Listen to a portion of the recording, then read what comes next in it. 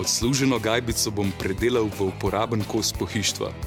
Na desko, ki mora biti večja od zabojčka, nanesemo lepilo ter nanjo postavimo kos pene, ki nam bo služila kot sedež. Uporabimo tekstilni ostanek in odrežemo ustrezen kos. S tapetniškim spenjačem ga pripnemo na desko, na katero smo položili peno. V širini zabojčka, ki ga bomo uporabili kot podlago za desko, pritrdimo deščice, da sedež ne zdrsuje. Star zabojček poljubno pobarvamo in ga okrasimo po želji. Na dnu zabojčka privijačimo kolesa. Izdelali smo premični sedež, v katerem so lahko shranjeni copati, stare revije ali pa igračke.